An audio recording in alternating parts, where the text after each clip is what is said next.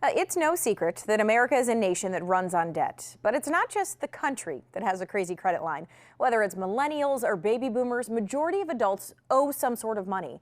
So Cory Sickles, the president of Safe Harbor Retirement Group, is back with some advice that we can all learn from. So good to have you, Cory. Thank you. All right, so we're going to talk about something that I'm sure everyone has experience with, of course, and that is debt and hopefully paying it off. But that doesn't happen all the time, right? That's correct. Really what you want to try to do is have a right type of balance. And we'll talk a little bit more detail about debt, but really what you have to do is be able to pay off your debt as well as somehow try to be able to save. Because a lot of times when I have prospects come in, they're paying debt off, they're so focused on that, then they kind of realize years later that I don't have anything saved for retirement. Right, and they may see that big number of debt and try to think that may be the best option, right, to get rid of that. That's correct. And it is a common problem. We talk about debt. It isn't just one group of people or another. It's kind of everybody. It is everybody. But when you start looking at that, people that are, starting to look at retirement from age 56 to 61, most of them have, there's a report out there that says about 42% of them actually have debt.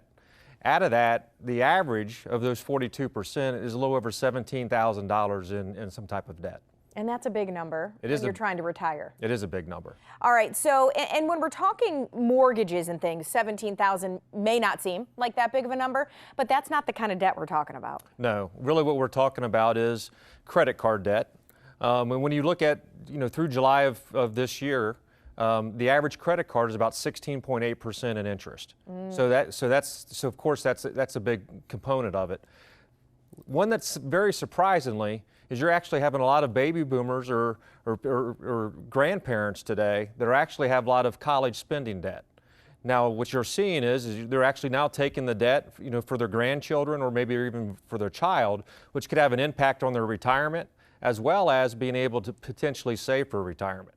Okay. And another one is there's a 2015 Pew report out there that basically said about 2/3 of adults are actually helping out their grown adults. They're actually adults' children. They're adult children. Correct. That's correct as well. And I think everyone remembers earlier in the spring where you had the parents sue their 30-year-old kid in order to get them to move out. Right. I mean, that's the extreme. Yeah. But the one thing that you're finding out of is those baby boomers are really trying to help out their adult children, and sometimes maybe too much. Right. That's at the detriment of their own futures.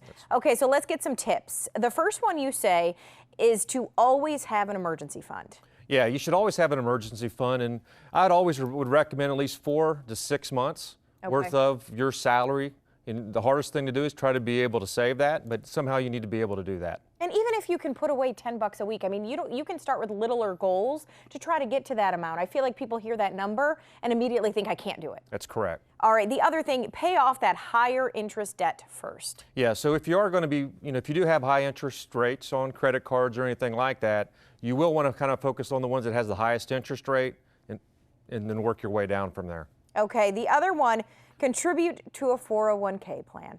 Yes. So talk about savings, even if it's only $10 a month or whatever, or a paycheck or whatever that is. But if a company's actually also giving you some type of, say they were doing a 3% match or 5% match, you somehow got to round that up because that's free money. Right. And one of the things you'll find out is the more that you can save, compound interest over years, that's going to turn into a nice little nest egg. That's where you get the bigger dollars. That's correct. At the end. All right, so as a financial advisor, Cory, if someone comes in to see you, they've got some debt, they're trying to deal with this saving thing, what should they expect? Well, one of the things that we try to do is a holistic, type of approach. So we're going to sit down, look at your debt. We're also going to find out what are you really trying to accomplish from a retirement standpoint? Because again, there's got to be a balance. Yes, you do got to get out of debt, but you also have to save for your retirement plan. So what we'll do is we'll put together a plan for you, and we have a compass report that's going to be able to show you, are you on track to have the retirement that you want? What's my retirement look like? It's a great financial report that we were able to provide you when you do come in and meet with us. All right, it all starts with a phone call. You can also visit the website for more info. Cory, thank you so much. Thank you.